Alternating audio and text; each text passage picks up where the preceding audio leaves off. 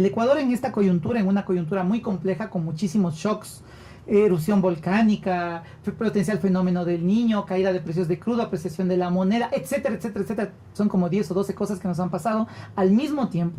En una coyuntura de este tipo, le ha pasado un shock como una familia. Haga de cuenta que usted tiene 30% menos de ingresos. Para poner un ejemplo. Si usted tiene 30% menos de ingresos, usted tiene que definir cómo va a enfrentar esa caída del 30% de ingresos. Sí. Y obviamente va a tener que hacer algo. No es que usted pueda decir no hago nada. Algo tiene que hacer. Dejo de irme a los restaurantes que había antes, dejo de comprar en los supermercados. Esto tiene una lógica. Y a los centros comerciales. Esto tiene una lógica y la lógica responde a su visión de política pública, o una visión política. Entonces usted puede decir, ok, le dejo de mandar a mi hijo a la escuela, no le curo a mi otra guagua que esté enferma, o por ejemplo, dejo de beber whisky. Las tres son opciones. Uno me va a decir, es que esas decisiones son evidentes, sería absurdo que uno siga bebiendo whisky. Bueno, ¿qué es lo que hemos hecho como Ecuador? Estamos diciendo, vamos a sostener básicamente todo lo que son inversiones estratégicas, inversiones claves dentro de sectores, pero por ejemplo existen salvaguardias para el consumo de productos suntuarios. Frente a una coyuntura compleja, vamos a tener que enfrentarla. Y ejemplo, hasta el momento el Estado ha tenido que hacer una priorización de gastos, diferir inversiones, y eso implica que más o menos el presupuesto general del Estado de este año se ha rebajado en 2.200 millones de dólares. Lo que hemos hecho para el presupuesto del año 2016 es analizar, primero, qué es lo más probable en precio de crudo. Y aquí quiero ser absolutamente claro. Nadie le atina.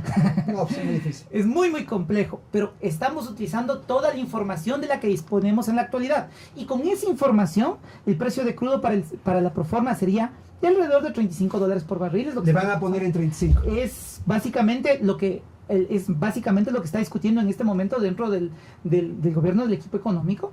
Y aquí alguna cosa clara.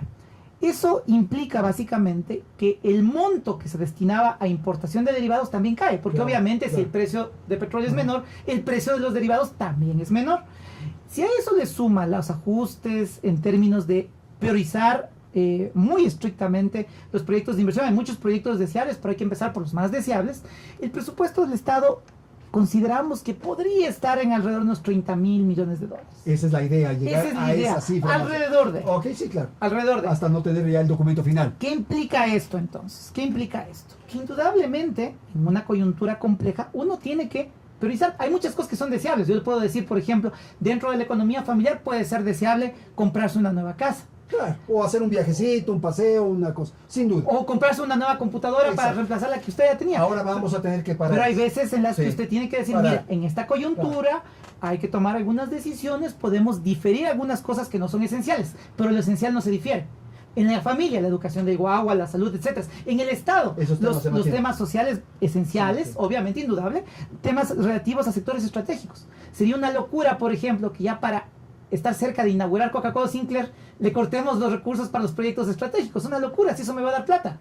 Entonces lo que hay que hacer es priorizar sobre todo lo que protege a los menos favorecidos dentro de la sociedad, los más pobres, y lo que genera ingresos, dólares, divisas, lo antes posible. Cuando usted tiene que tomar decisiones de política pública, lo que diferencia normalmente a la derecha de la izquierda es cuando tiene una coyuntura compleja en la familia, que yo decía, si le recortan el 30% del ingreso, usted tiene que ver dónde cae el peso de las decisiones.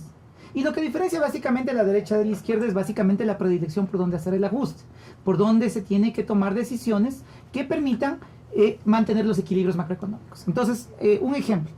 La historia de este país, ¿cuál fue? La historia de este país fue golpearle a las grandes mayorías. Año 99, yo le puedo decir perfectamente, en 98, se tomaban decisiones de política pública con ahí sí paquetazos de una magnitud brutal contra la ciudadanía. La gente, los servidores públicos ni siquiera cobraban a tiempo, pero recuerde usted que en medio de esas álgidas discusiones se eliminó el impuesto a los yates. Entonces, claro, en medio de toda esa coyuntura, tenía gente con 15% de desempleo, más de 1 millón de ecuatorianos migrando al exterior. ¿Qué hago? Elimino el impuesto a los yates porque pobrecitos los dueños de los yates. Esa es una visión de política pública. Obviamente, con esa visión no compartimos. En esta coyuntura, una visión de un gobierno claramente progresista de izquierda es defender, sobre todo, lo ya alcanzado, los grandes logros que hemos tenido.